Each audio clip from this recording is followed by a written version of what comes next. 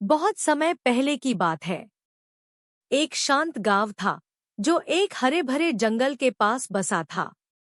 वहां एक ईमानदार और मेहनती लकड़हारा रहता था जिसका नाम था रामू। वह हर दिन जंगल जाकर लकड़ी काटता और उससे अपनी रोजी रोटी कमाता था। एक दिन रामू हमेशा की तरह जंगल गया और एक नदी के किनारे लकड़ी काटने लगा। सूरज चमक रहा था और रामू बड़ी मेहनत से काम कर रहा था। अचानक उसका कुल्हाड़ी हाथ से फिसल गई और सीधे नदी के गहरे पानी में गिर गई। रामू बहुत दुखी हो गया। उसके पास कुल्हाड़ी का कोई और साधन नहीं था। उसी समय नदी में से एक सुंदर चमकदार परी बाहर निकली। उसने रामू से पूछा, हे लकड़हारे, तुम इतने दुखी क्यों हो?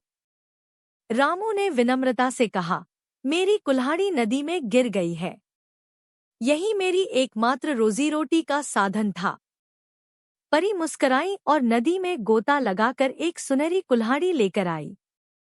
उसने पूछा, क्या यह तुम्हारी कुल्हाड़ी है? रामू ने सिर हिलाते हुए कहा, नहीं, यह मेरी नहीं है। फिर परी चांदी की कुल्हाड़ी लेकर आई और बोली, क्या यह तुम्हारी है?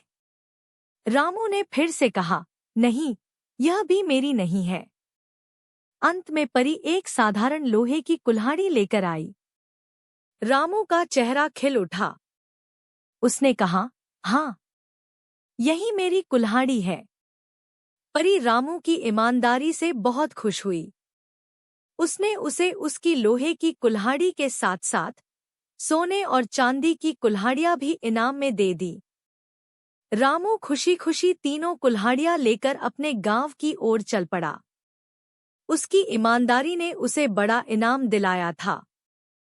और इस कहानी की सीख है, ईमानदारी का फल हमेशा मीठा होता है। अगर आपको ये वीडियो पसंद आया हो तो इसे लाइक करें, अपने दोस्तों के साथ शेयर करें।